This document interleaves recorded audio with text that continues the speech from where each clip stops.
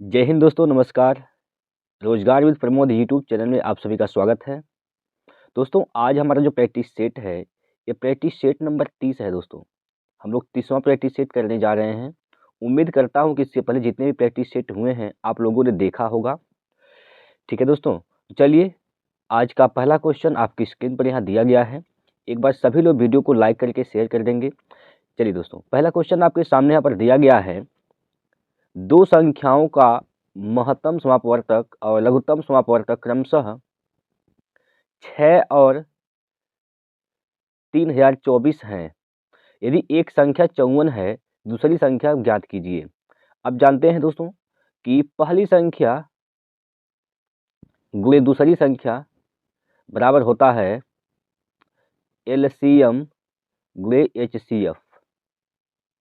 ठीक है, पहली संख्या एक संख्या क्या है, 54 है। एक संख्या 54 है, दूसरी संख्या निकालना है। एलसीएम क्या दिया है दोस्तों, 3024। एचसीएफ क्या है, तो 6 है। ठीक है, इसको काटेंगे, दूसरी संख्या निकालना है तो 54 से भाग दे देंगे इधर। 3024 गुणे 6 बटे 54। ठीक है, आप इसको 9 से काटिए, 6 से काटिए, बोले 6 से काटिए, 6 9 54, 9 बार में कट जाएगा। 9 से काटेंगे, 9 3 27, 27 बचेगा 3, 9 3 27 बचेगा 5, 9 6 54। ये 336 दूसरी संख्या हो जाएगी। 336 ऑप्शन नंबर 2 इसका सही उत्तर हो जाएगा। क्लियर है। अगला क्वेश्चन पर चलते हैं। देखिए प्रश्न नंबर 2। प्रश्न नंबर 2 आपके सामने यहाँ पर दिया गया है। इस सवाल को आप लोग पढ़िए पहले। क्या कहा गया है कि एक लंबवृत्तीय बेलन का आयतन 180 सेंटीमीटर है। इसके आधार का क्षेत्रफल 30 है। दोस्तों, जो लंबवृत्तीय बेलन होता है, आधार का क्षेत्रफल की बात करें तो आधार पर क्या बनता है। देखिए, लंबवृत्तीय बेलन कुछ इस प्रकार से होता है, बेलन होता है। ठीक है, तो इसका जो आधार है, आधार मतलब ये जो हिस्सा है नीचे का, ये आधार हो गया। ये कैसा बन रहा है, एक वृत्ताकार बन रहा है। तो इसका क्षेत्रफल दिया है कितना, 30। यानी सीधी बात हम कह सकते हैं वृत्त का क्षेत्रफल क्या है, 30 दिया गया है। यानी पाई आर स्क्वायर का मान क्या दिया है, तो 30 दिया है दोस्तों, 30 दिया है। ठीक है, आपसे क्या पूछा है, इसका व्यास पूछा है। तो आर स्क्वायर का मान क्या हो जाएगा, 30 बटे पाई, 30 बटे पाई। तो आर का मान क्या हो जाएगा, आर का मान अंडर रूट में 30 बटे पाई हो जाएगा। ठीक है, अंडर रूट में 30 बटे पाई, ये त्रिज्या निकल गया। अगर व्यास की बात किया जाए, व्यास क्या होगा, तो व्यास जो होता है त्रिज्या का दोगुना होता है, त्रिज्या का दोगुना होता है। तो 2 करड़े में 30 बटे पाई, 2 करड़े में 30 बटे पाई इसका राइट आंसर है। और ऑप्शन नंबर 1 में दिया गया है। ऑप्शन नंबर 1 इस प्रश्न का बिल्कुल सही उत्तर हो जाएगा। क्लियर है। चलिए आगे चलते हैं अगले क्वेश्चन की ओर। और प्रश्न नंबर 3 आपके स्क्रीन पर इस प्रकार से दिया गया है। प्रश्न नंबर 3 यहाँ पर दोस्तों आपके स्क्रीन पर दिया गया है और इसमें बोला गया है, दो ट्रेनें ए और बी एक सीधी रेखा में 155 किलोमीटर दूर हैं। एक ट्रेन ए सुबह 7 बजे से रवाना होती है और बी की ओर 20 किलोमीटर प्रति घंटा की गति से यात्रा करती है। दूसरी ट्रेन 20 बी से सुबह 8 बजे रवाना होती है और ए की ओर 25 किलोमीटर प्रति घंटा की गति से यात्रा करती है। वे किस समय मिलेंगी। दो ट्रेनें हैं दोस्तों, एक ट्रेन ए है, एक ट्रेन T1 मान लेते हैं, और एक ट्रेन कौन है, एक ट्रेन T2 है। ठीक है, इन दोनों के बीच की जो दूरी है वह 155 किलोमीटर है। ठीक, 155 किलोमीटर है इनके बीच की दूरी है। क्लियर है। एक ट्रेन जो है ए से, यानी यहाँ से, एक ट्रेन ए से यहाँ से रवाना होती है सुबह 7 बजे, सुबह 7 बजे रवाना होती है एक ट्रेन यहाँ से। ठीक है, और बी की ओर इधर जाती है कितना के स्पीड से, 20 किलोमीटर प्रति घंटा की स्पीड से जाती है। ठीक, दूसरी ट्रेन जो है वह 20 से निकलती है 8 बजे, 8 बजे निकलती है, सुबह को 8 बजे निकलती है और एक की ओर जाती है कितना की स्पीड से, 25 किलोमीटर प्रति घंटा के स्पीड से जाती है। क्लियर। पहली ट्रेन कब निकलती है, तो पहली ट्रेन 7 बजे निकलती है, दूसरी ट्रेन कब निकलती है, 8 बजे निकलती है। तो पहली जो ट्रेन है इसको हम 1 घंटा चला, अगर 1 घंटा जब चल जाएगी तो 8 बज जाएगा। 1 घंटा दोस्तों, जब एक पहली ट्रेन ये जो है यह 1 घंटा जब चल जाएगी तो 8 बज जाएगा। तो जब 1 घंटा चलेगी तो यह 1 घंटा में कितना दूरी तय कर लेगी, 20 किलोमीटर। 1 घंटा में 20 किलोमीटर दूरी तय कर लेगी, मतलब 155 में से 20 किलोमीटर दूरी तय कर ली है। तो अब दूरी कितना बचा है, तो 20 घटाएंगे तो 135, 135 यानी अब यहाँ से लेके यहाँ तक की दूरी क्या है, 135 किलोमीटर है। अब 135 किलोमीटर दूरी है। अब दोनों का टाइम समान हो गया है, 8 बजे 8 बजे, दोनों 8 बजे से रवाना हो रही हैं। तो 135 किलोमीटर की दूरी वह कब, किस समय वह मिलेंगी, 135 दूरी को पार करने में वह किस समय मिलेंगी। देखिए दोनों विपरीत दिशा में चल रही हैं, जब विपरीत दिशा में चलती हैं चाल जुटता है। तो 135 किलोमीटर की दूरी तय करने में कितना समय लग जाएगा, यहाँ से देखिए 25 + 20 45, तो 135/45 करेंगे यहाँ पर, 135/45, 45 से काटेंगे 45 तियाँ 135, 3 बार में कट जाएगा, मतलब 3 घंटे में वह मिलेंगी। तो 3 घंटा जब मिलेंगी तो 8 बजे शुरुआत हुआ चलना, 3 घंटे बाद कितना टाइम हो जाएगा, 8 3 11 दोस्तों, 11 बज जाएगा समय। ठीक है, सुबह का 11 बज जाएगा और 11 बजे दोनों ट्रेनें आपस में मिलेंगी। इस बात में कोई दिक्कत परेशानी है, बताइए। सभी प्यारे साथी एक बार कमेंट करके बताएंगे क्या इस सवाल में कोई दिक्कत है। दोस्तों अगर सवाल समझ में आ रहा है तो एक बार सभी लोग आप लोग वाई टाइप करिए, और नहीं समझ पा रहे हैं तो एक बार एन टाइप करिए। जल्दी से दोस्तों आप लोग अपना मत हमें बताइए। चलिए आगे चलते हैं अगले क्वेश्चन की ओर। और अगला क्वेश्चन प्रश्न नंबर 4 आपकी स्क्रीन पर देखिएगा। एक बार सभी प्यारे साथी सवाल को आराम से ध्यान से पढ़ेंगे। क्या कहा गया है, इसमें कहा गया है कि निम्नलिखित में से कौन सी संख्या 24 से विभाज्य है। अब ये बताइए, आप जानते हैं 24 जो होती है यह इसका फैक्टर क्या होता है, 3 8 24, 3 8 24, यानी जो संख्या 24 से कटेगी वह 3 और 8 से कटनी चाहिए। जो संख्या 3 और 8 से कट गई वह 24 से भी कट जाएगी। तो चेक करिए 3 का नियम क्या होता है, अंकों का योगफल 3 से कटना चाहिए। तो यहाँ से पहला ऑप्शन देखिए, 2 9 11, 11 4 15, 3 से कटेगा।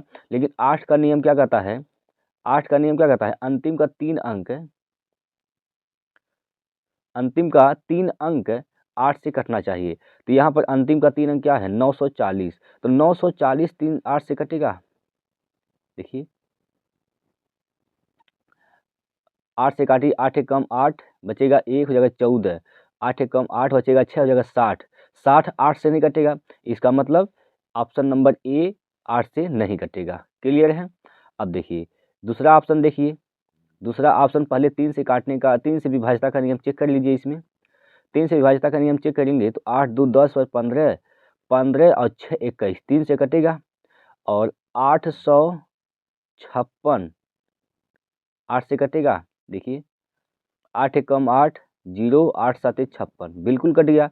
यानी 2856 3 से भी कट रहा है और 8 से भी कट रहा है। तो इसका मतलब ये हुआ कि यह 24 से भी कट जाएगा।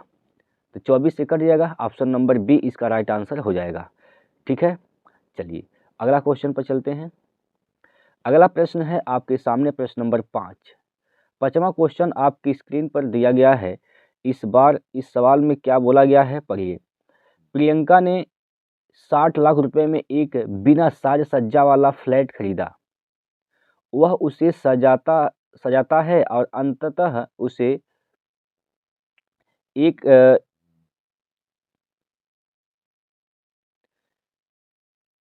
1,20,00,000 रुपए में बेच देता है।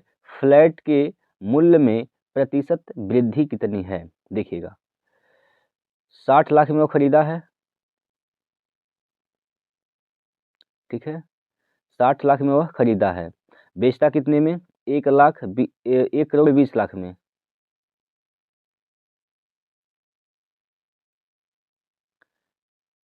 ठीक है भाई। अब देखिए यहाँ पर दोस्तों, यहाँ पर आप देखिए, यहाँ से जब काटेंगे ये अनुपात निकाल लिए हम, ठीक है, इससे कटेगा सब, 0 0 सब कट जाएगा, ठीक। 6 से काटिए, 6 दूना 12, 6 दूना 12, यह एक बार में कटा, 1 से 2 हो गया, मतलब कितने परसेंट की वृद्धि हुआ?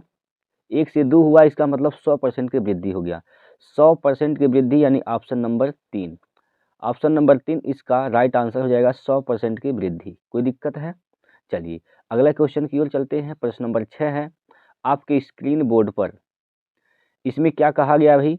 इसमें बोला गया है ना कि ए और बी मिलकर एक कार्य को 8 दिनों में पूरा कर सकते हैं। दो बंदे हैं ए और बी, एक आदमी ए है और एक आदमी कौन है दोस्तों?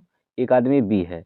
ये दोनों लोग जब मिलकर काम करेंगे तो इस काम को 8 दिन में पूरा कर सकते हैं, जबकि ए अकेले इसे 16 दिन में पूरा कर सकता है। टोटल कार्य है कितना? 16, ठीक।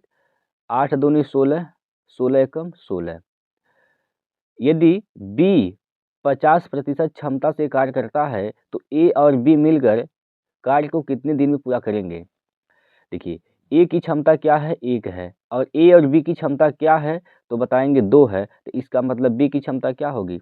बी की क्षमता 1 होगी, ठीक। बी की क्षमता 1 हो गई, हमें 16 काम कराने हैं, 16 काम कराने हैं, लेकिन बी जो है 50% की क्षमता से काम करता है। ए तो अपने 100% क्षमता से काम करेगा, यानी 1, और बी 50% क्षमता से काम करेगा। एक का एक 50% मतलब 1/2। भाई आधा क्षमता 50% का मतलब क्या होता है? आधा क्षमता। आधा क्षमता से काम करेगा तो टोटल कितनी क्षमता हो जाएंगे? 2 एकम 2 और 1 3, 3/2 हो जाएगा। 2 चल जाएगा यहाँ पर ऊपर, ठीक, 2 चल जाएगा ऊपर, ठीक है भाई, 2 चल जाएगा ऊपर, तो 16 दूना क्या हो जाएगा? 32, 32/3, 32/3 दिन में काम समाप्त होगा, ऑप्शन नंबर 1, ठीक है। चलिए अगला क्वेश्चन की ओर चलते हैं। प्रश्न नंबर 7, 7वां प्रश्न आपकी स्क्रीन पर इस प्रकार से दिया गया है। एक बार सभी लोग हमें इस प्रश्न का आंसर बताएंगे, क्या होगा इस प्रश्न का बिल्कुल सही उत्तर। देखिए कहा गया है कि एक धनराशि को ए, बी और सी के बीच 5, 7, 11 के अनुपात में बांटा जाना है। यदि बी को ए से 1500 रुपये अधिक मिलते हैं तो बी का हिस्सा बताइए। क्या बोला गया है? बी को ए से कितना अधिक मिलता है? 1500 रुपये।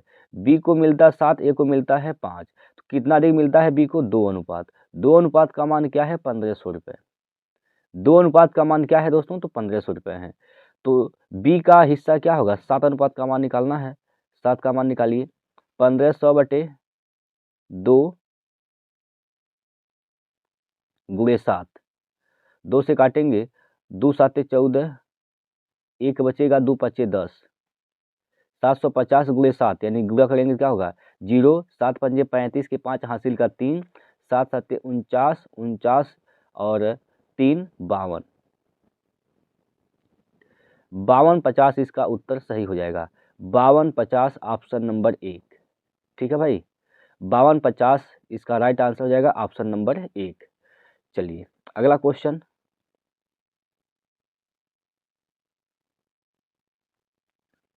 देखिए इसमें क्या कहा गया है कि प्रथम 9 अभाज्य संख्याओं का औसत ज्ञात कीजिए। प्रथम 9 अभाज्य संख्या कौन कौन सी होती हैं? सबसे छोटी अभाज्य संख्या 2 होती है, 2 + 3 + 5 + 7 + 11 + 13, 13 के बाद क्या होता है? 17, ठीक है। 17 कितने हो गए? 1 2 3 4 5 6 7। 17 के बाद क्या होता है दोस्तों? 17 के बाद होता है 19, 19 के बाद 23। इन 9 अभाज्य संख्याएं हो गई। देखिए नोट ही हो गया होगा। 1 2 3 4 5 6 7 8 9। योग बट्टी क्या होता है? औसत निकालने का मतलब क्या होता है? योग बट्टी संख्या, कुल पदों का योग बट्टी कुल पदों की संख्या। टोटल संख्या क्या है? 9 है, तो 9 से भाग देंगे। 9 से भाग देंगे तो जोड़िए पहले क्या हो रहा है यहाँ पर?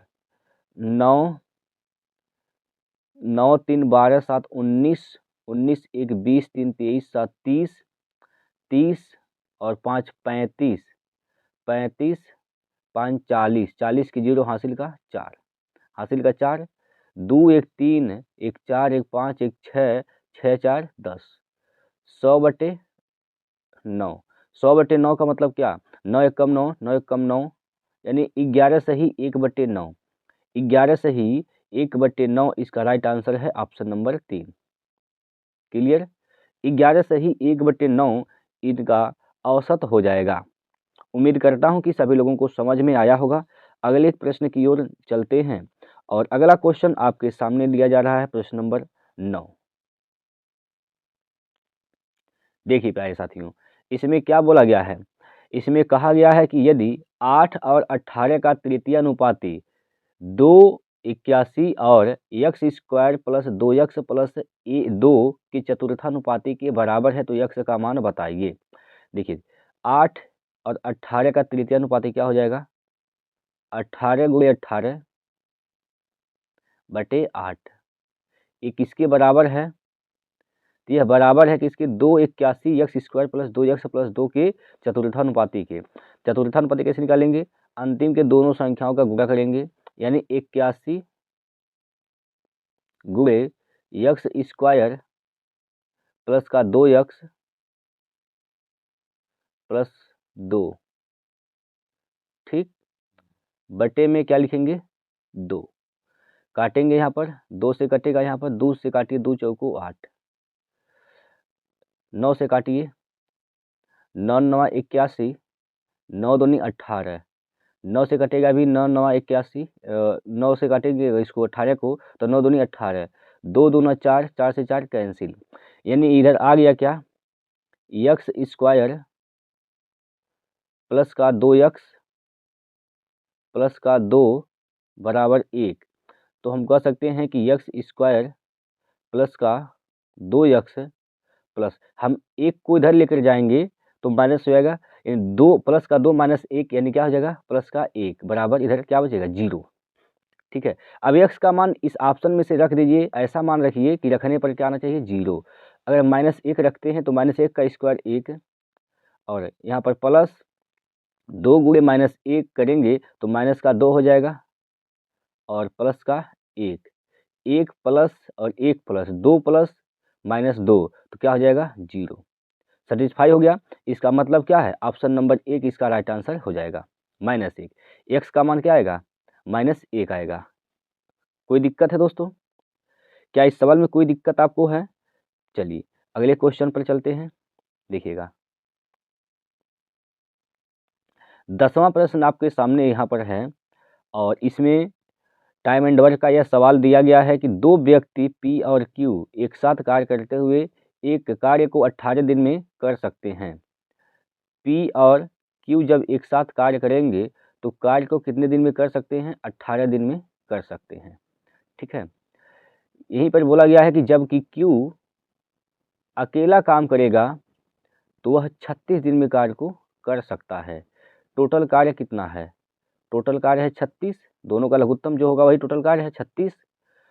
ठीक है, 18 से भाग दीजिएगा, 18 दूना 36 और 36 एकम 36।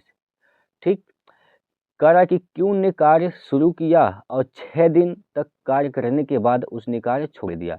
क्यू शुरू करता है, एक की क्षमता से काम करता है, क्यू की क्षमता क्या है, एक है, एक की क्षमता से काम करता है, एक की क्षमता से 6 दिन तक काम किया, यानी 6 काम किया क्यू, उसके बाद छोड़ दिया, तो 6 काम तो हो गया है, बचा कितना, बचा अभी कितना काम, 30 काम, 36 में से 6 काम हो गया, 30 काम बचा हुआ है।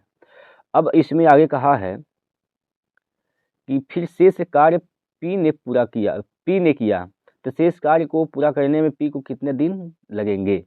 देखिए क्यू का क्षमता क्या है, 1 है, पी और क्यू की क्षमता क्या है, 2 है। ठीक, 2 है, क्यू की क्षमता जिसमें अकेले 1 है तो पी की क्षमता क्या हो जाएगा, तो पी की क्षमता हो जाएगा 1, पी की क्षमता क्या हो जाएगा, 1 हो जाएगा। यदि 30 काम को पी अकेले करेगा 1 की क्षमता से तो कितना दिन का समय लगेगा, 30 दिन का। ठीक है, 30 दिन में काम पी अकेले शेष कार्य को पूरा कर देगा, तो 30 इसका राइट आंसर है। ठीक है, 30 इसका राइट आंसर है ऑप्शन नंबर 2। चलिए अगले क्वेश्चन पे चलते हैं। अगला प्रश्न है 11 नंबर, और यहाँ पर बोला गया है कि रत्नेश ने 64,000 रुपये में एक बाइक खरीदी और उसे 60,000 रुपये में बेच दिया। रत्नेश को कितने प्रतिशत की हानि हुई? देखिए 64,000 में वो बाइक खरीदा है, ठीक, लेकिन उसने 60,000 में उस बाइक को क्या किया? बेच दिया है। तो उसको कितने परसेंट की हानि हुई है? देखिए यहाँ पर जीरो से जीरो काटिए, सब कटेगा, 3 जीरो कैंसिल हो जाएगा, ठीक है। आप इसको काटिए 4 से, 4 से काटेंगे तो 4 से काटिए क्या हो जाएगा? 16 चौको 64, 4 से काटेंगे तो 15 चौको 60। 16 का सामान 15 में बिका है, कितने का नुकसान है? 1 का। किस पर? 16 पर, गुणे 100। 4 से काटिए, 4 से काटेंगे 4 चौको 16, 4 से काटेंगे 25 चौका 100, फिर 4 से काटेंगे 25 को तो 4 छक 24, 6.25, 6.25% की क्या हुई है? हानि हुई है, ऑप्शन नंबर 1, ठीक है। 6.25% की हानि हुई है दोस्तों, ठीक है भाई। एक बार सभी प्यारे साथी हमें बताएंगे इस सवाल में कोई दिक्कत है आपको? चलिए अगला क्वेश्चन 12 नंबर प्रश्न है दोस्तों आपकी स्क्रीन पर।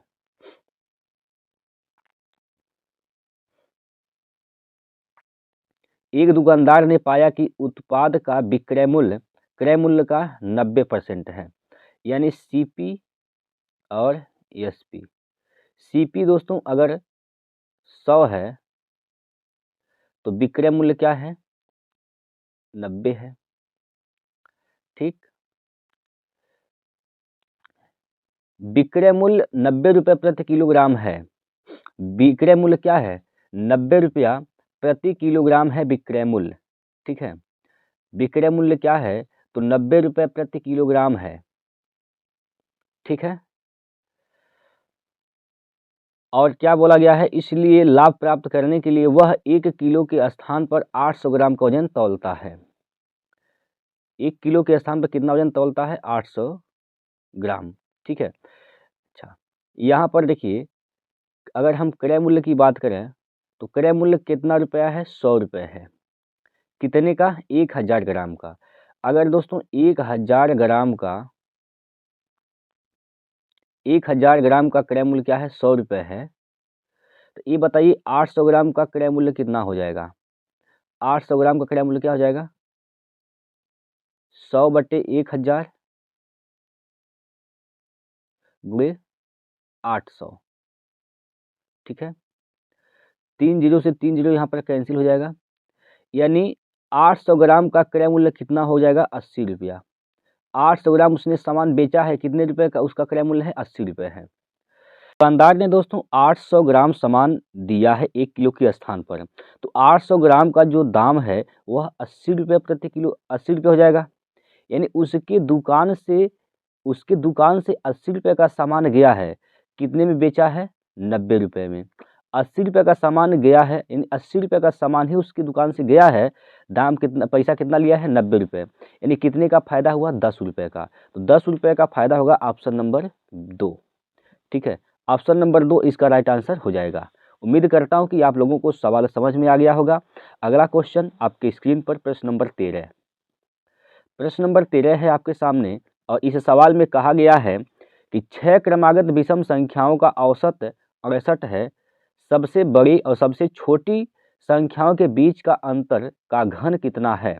देखिए 6 संख्याएं हैं, 3 संख्या इधर है, 3 संख्या इधर है, 3 संख्या इधर, ठीक। ये बीच औसत क्या होता है? बीच में औसत का मतलब होता है बीच की संख्या। देखिए बीच की संख्या 68 है, ठीक है। और टोटल कितनी संख्याएं हैं? 6 क्रमागत विषम संख्याएं हैं। 68 तो विषम है नहीं, यानी 3 संख्या यहाँ से इधर होगा और 3 संख्या यहाँ से इधर होगा, ठीक है।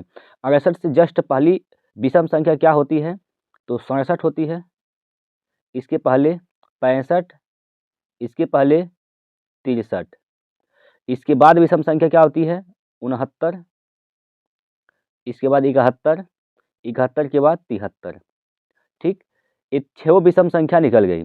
ये विषम संख्या 6 निकल गई। सबसे बड़ी और सबसे छोटी के बीच का अंतर, तो सबसे बड़ी संख्या क्या है 73, सबसे छोटी क्या है 63, बीच का अंतर क्या है तो 10। 10 का घन पूछा गया है, 10 का घन क्या हो जाएगा 1000। 10 का घन क्या होगा 1000। 1000 इसका राइट आंसर हो जाएगा ऑप्शन नंबर 1। ठीक है, ऑप्शन नंबर 1 1000 इसका सही उत्तर हो जाएगा। चलिए अगला क्वेश्चन, प्रश्न नंबर 14। 14 नंबर क्वेश्चन दोस्तों आपकी स्क्रीन पर यहाँ इस प्रकार से दिया गया है और कहा गया है कि एक विक्रेता ने पंखे के अंकित मूल्य पर 30% की छूट की घोषणा की।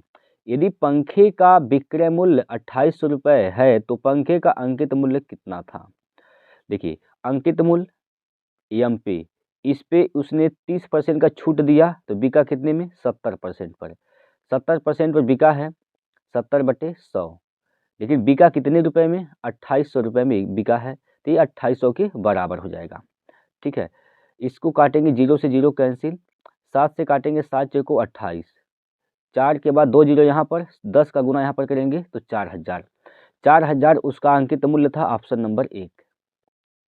4000 उस पंखे का अंकित मूल्य है दोस्तों, ऑप्शन नंबर 1 इस प्रश्न का राइट आंसर है।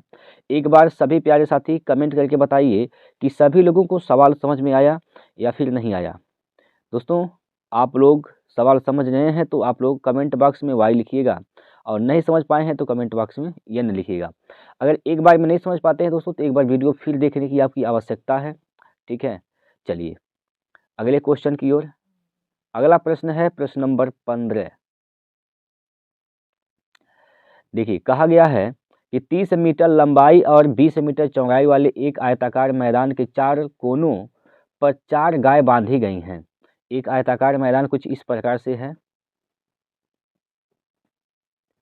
4 कोनों पर 4 गाय बांधी गई हैं। इसकी लंबाई दिया है 30 मीटर। लंबाई क्या है दोस्तों, तो लंबाई 30 मीटर है, चौड़ाई इसका क्या है 20 मीटर है। ठीक है, चारों कोनों पर जो गाय बांधी गई हैं उनकी रस्सी की लंबाई 7 मीटर है। एक गाय यहाँ पर बांधी गई है, ठीक, एक गाय यहाँ पर बांधी गई है, इस कोने पर इस कोने पर। तो जब ये चरेंगी गाय, इसकी रस्सी क्या है, रस्सी क्या है दोस्तों 7 मीटर लंबी है। तो खेत का क्षेत्रफल ज्ञात कीजिए जिसे गाय नहीं चर सकती है। चारों कोनों पर गाय बांधी गई हैं, कुछ इस प्रकार से गाय बांधी गई हैं चारों कोनों पर। जब गाय चरेंगी तो इस हिस्से का जो क्षेत्रफल है, ये गाय यहाँ तक चर जाएंगी घास, ठीक, यहाँ तक ये गाय चर जाएंगी। तो ये जो हिस्सा बच रहा है ये वाला बीच वाला, ये हिस्सा पर गाय नहीं चर पाएंगी, तो इसी का क्षेत्रफल आपसे पूछा गया है। ठीक, अब ये कैसे निकालेंगे। देखिए दोस्तों, ये जो चारों कोने पर जो वृत्त बन रहे हैं वो बन रहा है त्रिज्य खंड। क्या बन रहा है त्रिज्य खंड, और ये 90-90 अंश के कोण पे बन रहे हैं, 90-90 अंश के कोण पे बन रहे हैं। एक वृत्त में कितने अंश का कोण बनता है 360। तो यहाँ पर देखिए, यहाँ चारों जब त्रिज्यखंड मिलाएंगे, चारों खंड त्रिज्यखंड जब ऐसे मिलाएंगे, एक यह हो गया, एक यह हो गया, एक यह हो गया और एक यह हो गया, ये चारों जब मिलेंगे तो एक बना लेंगे वृत्त। क्या बना लेंगे, एक वृत्त बना लेंगे। तो एक वृत्त का क्षेत्रफल घटा देना है आपको इस पूरे आयत के क्षेत्रफल में से। तो क्या निकल जाएगा, ये बीच का हिस्सा, ये जो नहीं चढ़ पाएंगे जिस हिस्से पर, उसका क्षेत्रफल निकल जाएगा। आयत का क्षेत्रफल क्या होता है, लंबाई गुणे चौड़ाई, यानी 30 गुणे 20, 30 गुणे 20 में से घटाना क्या है पाई आर स्क्वायर। देखिए 30 यहाँ पर 30 गुणे 20 का मतलब क्या होता है, 30 गुणे 20 यानी हो जाएगा कितना 600। जब त्रिज्या 7 सेंटीमीटर होती है दोस्तों, त्रिज्या जब 7 सेंटीमीटर है तो उसका क्षेत्रफल 154 होता है। तो पाई आर स्क्वायर का मान क्या हो जाएगा 154, 154। तो 154 घटाएंगे तो क्या बचेगा यहाँ पर 6, और 9 में से 5 गया तो बचेगा 4, 5 में से 1 गया तो बचेगा 4, यानी 446 मीटर स्क्वायर इसका क्षेत्रफल होगा, 446 मीटर स्क्वायर। तो 446 ऑप्शन नंबर 1 में दिया गया है दोस्तों, और ये इस प्रश्न का राइट आंसर हो जाएगा। एक बार सभी लोग बताइए क्या इस सवाल में आपको कोई दिक्कत है। सभी प्यारे साथी कमेंट करके बताएंगे क्या इस सवाल में आपको कोई दिक्कत है। चलिए अगले क्वेश्चन की ओर निकलते हैं भैया। और अगला प्रश्न आपके सामने प्रश्न नंबर 16। 16वां प्रश्न आपके सामने दिया गया है और इस सवाल में कहा गया है कि दो उम्मीदवारों के बीच एक चुनाव में 58% मत प्राप्त करने वाले को 4032 मतों से बहुमत से चुना जाता है। डाले गए मतों की कुल संख्या बताइए। जो डाले गए कुल मत हैं दोस्तों वह 100% के बराबर है। एक एक एक उम्मीदवार को 58% मत मिलते हैं तो एक को कितना मिलेगा? तो एक को मिलेगा दोस्तों 42%। कितना मिलेगा? तो 42% मिलेगा। दोनों का योगफल 100% हो जाएगा। ठीक है, तो ये बताइए जो जीता है कितने बहुमत से जीता है, कितने परसेंट वोटों से जीता है? तो 58 माइनस 42 करेंगे तो क्या हो जाएगा? 16। 16 हो जाएगा। 16 बराबर कितना है? 16% बराबर 4032। 4032 तो 100% का मान क्या हो जाएगा? 4032 बटे में 16 गुणे 100। ठीक है, हल करिए। 4 से काटिए। 16 से काटेंगे जब दोस्तों तो 16 दूना 32, 16 दूना 32, 8 बचेगा, हो जाएगा क्या? 83। तो 16 पंजे 80, 5 बार में जाएगा, बचेगा 3, 16 दूना 32, यानी हो जाएगा यहाँ पर क्या चीज़? 252। 252 गुणे 100 यानी 252 के बाद डबल जीरो। 252 डबल जीरो इसका राइट आंसर होगा। यानी किस ऑप्शन में है? ऑप्शन नंबर 1 में है। ठीक है, ऑप्शन नंबर 1 इस प्रश्न का बिल्कुल सही उत्तर हो जाएगा। चलिए अगला क्वेश्चन, प्रश्न नंबर यहाँ पर 17 है दोस्तों आपके सामने। और एक बार सभी लोग इसका आंसर हमें कमेंट बॉक्स में बताएंगे। एक बार सभी प्यारे साथी हमें इस प्रश्न का उत्तर बताएंगे, क्या होगा इस प्रश्न का राइट आंसर। देखिएगा, कहा गया है इसमें कि अंकित मूल्य पर 15% छूट देने के बाद लाभ 5% है। लाभ कितना है? तो 5% है। देखिए दोस्तों यहाँ पर आप एमपी और सीपी का रेशियो निकाल लेंगे। एमपी और सीपी का रेशियो निकाल लेंगे। एमपी कैसे निकलेगा? एमपी कैसे निकलेगा? तो लाभ परसेंट जोड़ेंगे तो एमपी निकलेगा दोस्तों। तो 105 यहाँ पर एमपी हो जाएगा। सीपी क्या होगा? जो छूट है उसको घटाएंगे 100 में से, तो 15 घटाएंगे 100 में से हो जाएगा 85। कितना होगा? 85। आगे कहा गया है कि 8% का लाभ प्राप्त करने के लिए अंकित मूल्य पर कितने परसेंट की छूट देनी चाहिए। लाभ 8% का प्राप्त करना है दोस्तों, तो कितने में बिकेगा वह? देखिए लाभ किस पे होता है? क्रय मूल्य पर।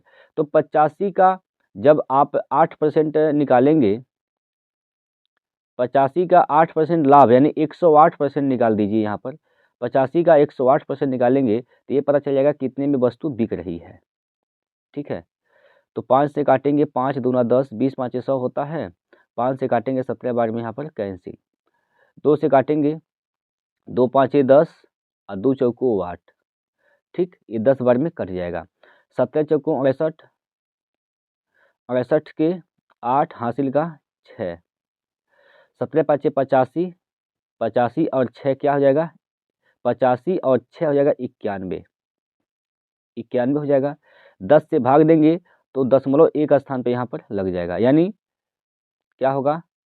91.8। 91.8 में बिका है, तो अंकित मूल्य 105 है, 91.8 रुपये में बिका है, तो कितने का छूट मिल गया है यहाँ पर? इसको मान लीजिए 92 है, 92 घटा दीजिए, तो 92 घटाएंगे 92, 8 13 हो जाएगा यहाँ पर 13.2। 13.2 का छूट मिला है। कितने का छूट मिला है? तो 13.2 का छूट मिला है। ठीक है भाई, 13.2 का छूट मिला है और किस पर मिला है? तो 105 पर मिला है। ठीक है, 105 पर गुणे 100। एक जीरो से यहाँ पर दशमलव खत्म हो जाएगा। ठीक, 5 से काटेंगे, 5 दूना 10, 5 एकम 5, 5 से काटेंगे 5 दूना 10, 3 से काटेंगे 3 साते 21, 3 से काटेंगे 3 चौको 12, 3 चौको 12, 44 दूना 88, 44 दूना 88, 88 बटे 7, 7 एकम 7 बचेगा 1 और 7 दूनी 14 हो जाएगा, 14 4 18, 4 बचेगा, दसवां लगाएंगे हो जाएगा 40, 7 पंजे 35, ऐसे 7 पंजे 35 ऐसे आता रहेगा। यानी ये 12.55 आता रहेगा, तो 12.6 इसका राइट आंसर हो जाएगा। 12.6 दोस्तों ऑप्शन नंबर 1, ठीक है। 12.6 इस प्रश्न का बिल्कुल सही उत्तर हो जाएगा। चलिए अगला प्रश्न है आपके सामने, प्रश्न नंबर 18। 18वां क्वेश्चन आपके सामने दिया गया है दोस्तों कुछ इस प्रकार से, देखिएगा। ब्याज अर्धवार्षिक रूप से संयोजित होने पर 1.5 वर्ष के लिए 20% प्रतिवर्ष की ब्याज दर पर एक निश्चित मूलधन पर चक्रवृद्धि ब्याज और साधारण ब्याज के बीच का अंतर 6200 रुपये है, तो मूलधन ज्ञात कीजिए। क्या ज्ञात करना है दोस्तों? मूलधन।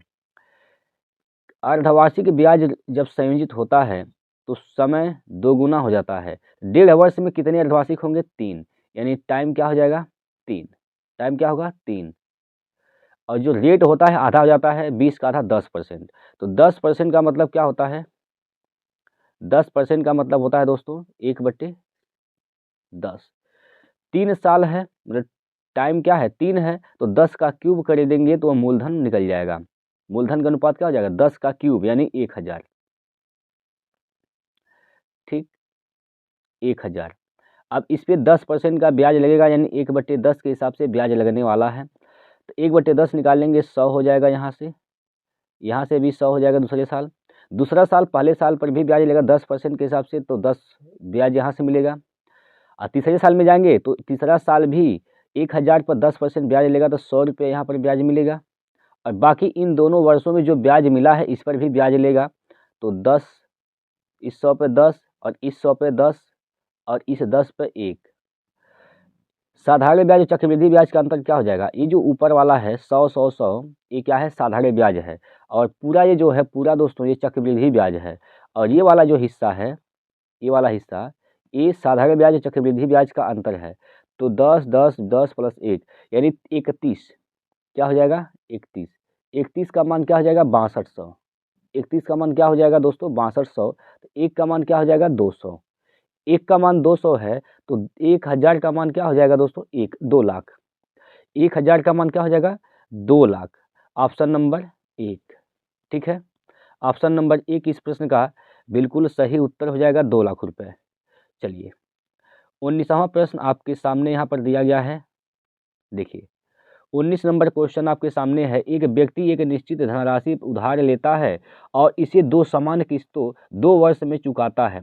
यदि वार्षिक रूप से संयोजन की स्थिति में चक्रवृद्धि ब्याज 5% प्रतिवर्ष माना जाता है, तो वह वार्षिक रूप से 882 रुपये भुगतान करता है, तो उसने कितनी राशि उधार ली थी? देखिए कितना राशि उधार लिया था, ये है किस्त वाले सवाल है दोस्तों। तो किस्त वाले क्वेश्चन बहुत ज़बरदस्त होते हैं और इसका बहुत ही सिंपल तरीका है हल करने का। 5% का मतलब क्या होता है? 1/20 होता है। क्या होता है? 1/20। यानी यहाँ पर हम मान लेते हैं कीमत है, क्या है? कीमत। और इधर क्या है? किस्त, ठीक। कीमत और किस्त। कीमत 20 रुपया है, तो 1 रुपये का ब्याज लगा, किस्त कितना हो जाएगा यहाँ पर? 21 हो जाएगा। 2 साल की बात है तो इसका स्क्वायर कर देंगे, 20 का स्क्वायर 400, 21 का स्क्वायर 441। किस्त समान है 882 रुपये, तो किस्त समान करिए 441 बनाइए इसको, तो यहाँ पर 21 से गुणा कर देंगे, तो गुणा आप 21 से इधर भी करेंगे, ठीक है। तो क्या हो जाएगा यहाँ पर? 21 गुना 42 420। देखिए मूलधन क्या हो जाएगा? देखिए दोस्तों मूलधन क्या हो जाएगा? तो एक 420 प्लस 20, सॉरी 420 प्लस 400, तो हो जाएगा क्या यहाँ पर? 820। क्या हो जाएगा? 820 हो जाएगा। प्रत्येक किस्त का मान क्या है? 441 रुपये है, तो 441 का मान क्या है? 882 रुपये है, 882 है। तो 1 का मान क्या हो जाएगा? 1 का मान दोस्तों 2 हो जाएगा, 2 गुना है, 1 का मान 2, तो 820 का मान क्या हो जाएगा? 820 गुना 2, तो 0, 2 दूनी 4, 8 दूनी 16, 1640 रुपया उसका मूलधन था, ठीक है। 1640 रुपया उसने उधार लिया था, जो कि ऑप्शन नंबर 2 इसका राइट आंसर हो जाएगा। 1640 रुपये। उम्मीद करता हूं कि ये सवाल आपको समझ में आ गए होंगे दोस्तों। 30 वाले सवाल बहुत ही इंपॉर्टेंट होते हैं, तो एक बार सभी लोग हमें कमेंट करके बताएंगे क्या यह सवाल आपको समझ में आया या फिर नहीं। चलते हैं आगे। अगला क्वेश्चन और लास्ट क्वेश्चन है प्रश्न नंबर 20। ये क्वेश्चन दोस्तों 20 नंबर प्रश्न जो है यह सेट का लास्ट क्वेश्चन है और ये नाव और धारा से रिलेटेड क्वेश्चन है। तो एक बार सभी प्यारे साथी कमेंट करके हमें इसका आंसर बताने का प्रयास करेंगे। चलिए दोस्तों, 4 घंटे में एक नाव धारा के अनुकूल 12 किलोमीटर जाती है। जब धारा के अनुकूल जाती है तो बी प्लस का डब्लू होता है। बी प्लस डब्लू, बी का मतलब बोट यानी नाव, डब्लू का मतलब वाटर यानी धारा। तो 12 किलोमीटर जाती है 4 की स्पीड से, तो इसका सापेक्षिक चाल क्या हो जाएगा, 12/4 यानी 3 किलोमीटर प्रति घंटा।